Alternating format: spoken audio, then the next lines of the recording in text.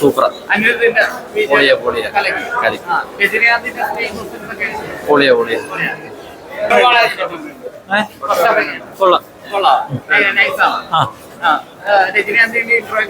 പൊളി കൊള്ളാം, അടിപൊളി.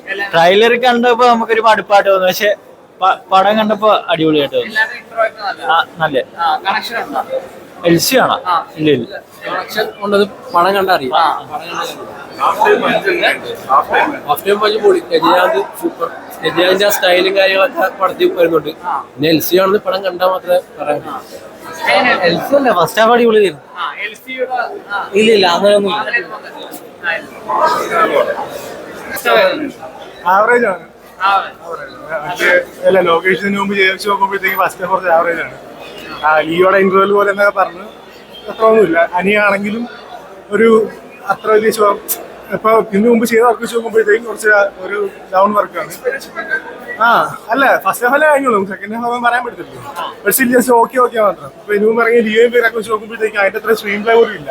സ്ക്രീൻ പ്ലേ ഭയങ്കര ലാഗായിട്ട് ഭയങ്കര ഒരു ഷോയിങ് സീനാണ്. നോക്കാം, ഓക്കെയാണ്. രജനീകാന്ത് വൈസ് വയ്യ, എന്നാലും സ്റ്റിൽ ഇതിനു മുമ്പ് ഇറങ്ങി വെച്ച് മറ്റേ ലാൽസിനൊക്കെ വെച്ച് നോക്കുമ്പോഴത്തേക്കും, പക്ഷേ ജയിലറിന്റെ ആ ഒരു സാധനം കാര്യങ്ങളൊന്നും തോന്നിട്ടില്ല. ജസ്റ്റ് ഒരു ഓക്കെ അത്ര ഓക്കെ.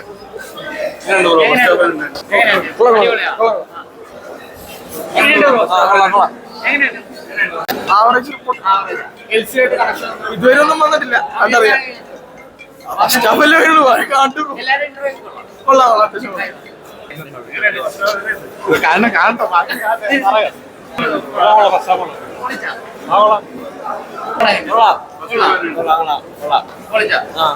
ഇന്റർവെല് അടിപൊളിയാ, അടിപൊളിയാ.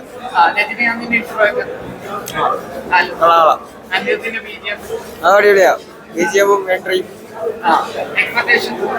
കൊള്ളാം. സെക്കൻഡ് ഹാഫിനാണ് ബാക്കി. അതേ രീതി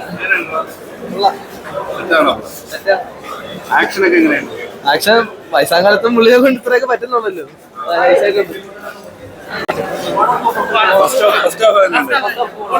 സൂപ്പർ.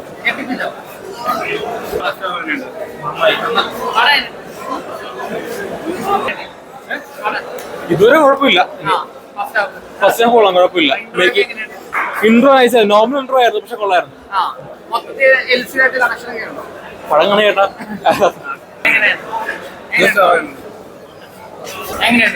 കൊള്ളായിരുന്നു.